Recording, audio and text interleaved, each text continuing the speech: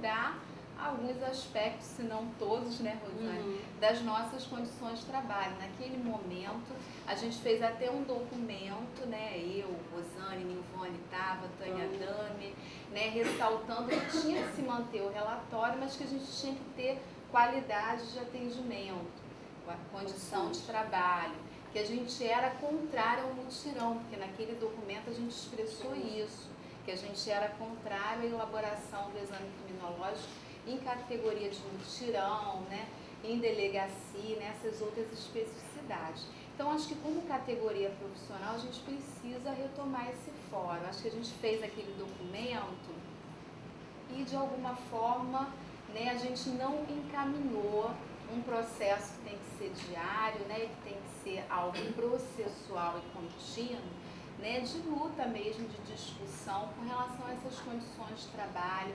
Rosane levanta a questão de quem é contratado, e a gente sabe que tem uma precarização ainda maior, né? A gente viu isso na semana passada, numa reunião até da coordenação do serviço social, que às vezes tem profissionais que estão se dividindo em duas instituições, então tudo isso precariza esse processo de elaboração do relatório do parecer social.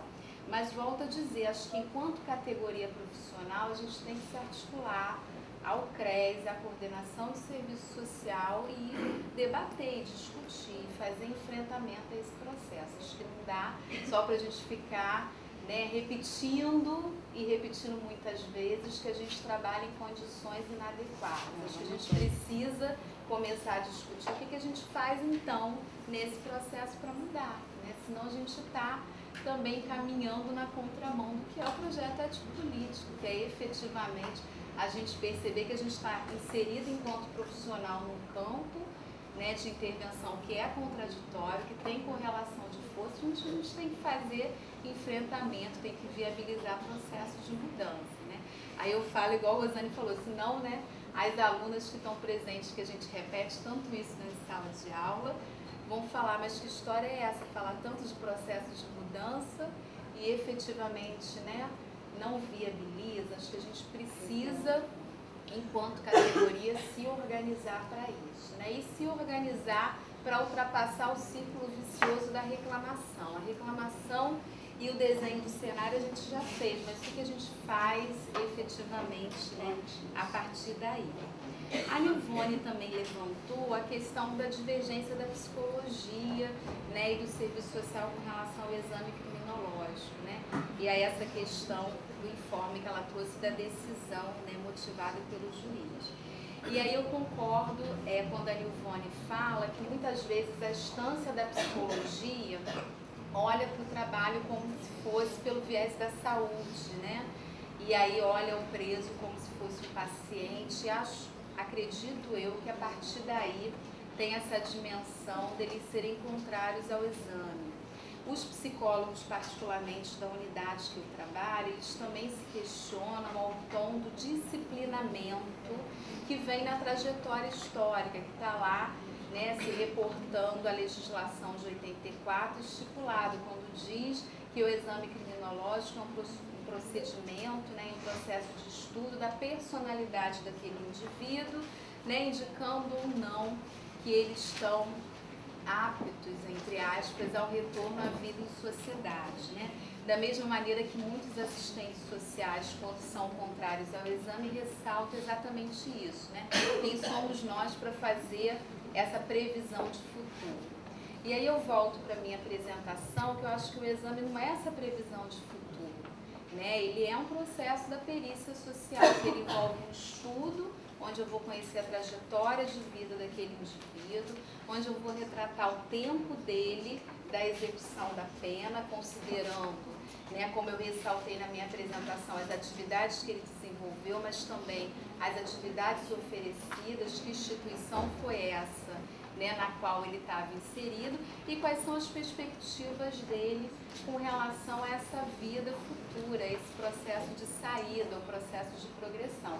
E a partir disso eu vou emitir um parecer técnico, um parecer social, mas não no sentido de ser uma previsão, né, dessa perspectiva de futuro. Eu sou Efigênia Vitória Bellucci E agora, semana passada, aconteceu assim um episódio que eu achei até engraçado e em decorrência de eu estar realizando uma entrevista, justamente para um exame com uma nossa apenada, e ela estava muito paciente, não querendo ficar muito tempo ali comigo, e eu até falei para ela, ela falou assim, puxa vida, você está muito paciente, eu estou querendo te ajudar, poxa, você vai sair de liberdade condicional. Ela virou para mim e falou assim, senhora, essa é a minha quarta cadeia, isso aqui é a marca do gado, eu vou lá para fora, vou cair novamente no crime. Sabe por quê? Porque a sociedade não nos dá oportunidade e a gente termina novamente retornando ao crime, porque é questão de sobrevivência. Eu não tenho família, eu não tenho como sobreviver, e eu chego lá fora, a senhora vê a minha cor?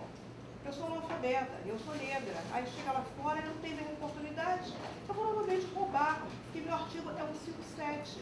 Então, quer dizer, você vê, elas próprias, às vezes, o próprio penado, às vezes, não está acreditando, porque realmente é difícil.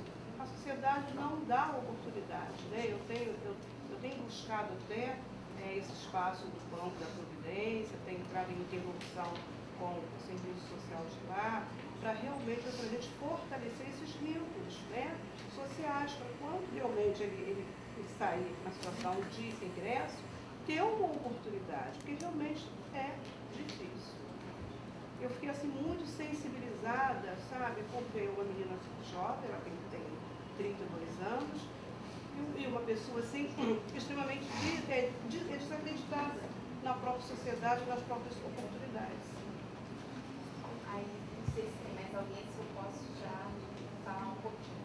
Assim, esse trabalho que a gente tem lá no Esmeralda de Bandeira é bem interessante, né? Que foi um trabalho até que Beth Félix, Terezinha iniciaram, foi até algumas estagiárias que passaram pelo EB, que observando essa questão das demandas durante os relatórios, elaboraram esse projeto que eu apresentei para vocês brevemente, que é o projeto Reconstrução. Através do Reconstrução, a gente tem mantido sistematicamente um grupo que, como eu falei, no início ele era semanal, agora em função do volume de trabalho que a gente tem na unidade, a gente está fazendo ele de maneira quinzenal. Mas nesse grupo a gente discute com aqueles presos que estão, que a gente chama que é pré-egresso, né? Ele já fez o relatório, mas ele está aguardando, ele ainda não sabe quando que vai chegar o alvará de liberdade dele. Então a gente tem feito esse acompanhamento e tem sido bem interessante, porque ele trabalha a ansiedade dele, muitas vezes a angústia de que ele vai voltar também para aquela família que ele já deixou de conviver diariamente, às vezes há 5, a 10, a 12 anos, e a gente trabalha a questão de trabalho. E a gente sempre traz egressos que hoje estão trabalhando, que estão inseridos no mundo do trabalho. O Ronaldo é um deles, que tem a ONG dele, né, em São Gonçalo. Então a gente traz para que ele também dê o depoimento, faça palestra, e a gente já vai tentando. E hoje, né, não sei se eu posso falar, mas eu vou falar, tá, Beth? Porque aí em público eu tenho várias testemunhas, né? E está sendo filmado, então eu vou aproveitar e vou falar, né?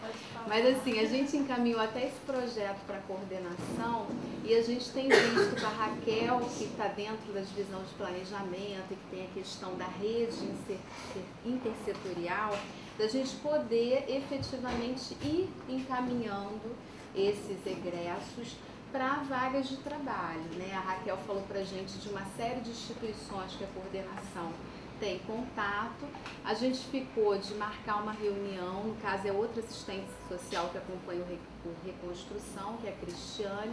A Cristiane vai ter uma reunião com a Raquel, mas já pensando nisso, que o grupo não seja só um grupo de discussão, porque às vezes eles falam isso também. A gente está vendo aqui de 15 em 15 dias, está discutindo, mas e aí? Na hora de chegar ao alvará, concretamente, cadê a minha vaga de trabalho?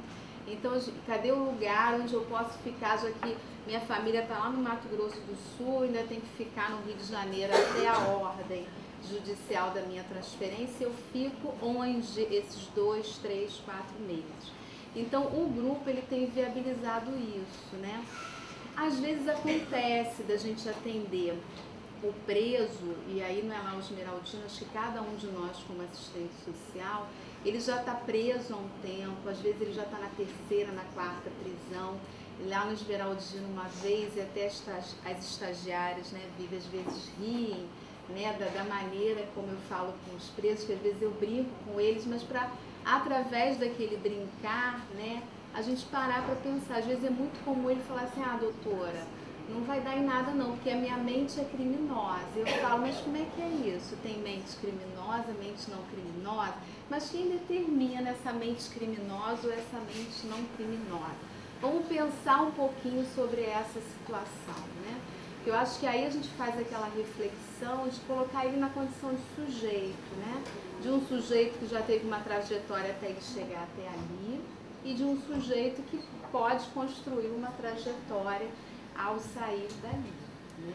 E acho que essa perspectiva do trabalho de mobilizar essa dimensão da rede intersetorial é fundamental, né? Por isso que eu falei em público e ainda gravado, que agora a coordenação não pode dizer que não tem mais, né? Você me empresta essa fila, dá ali a prova, né?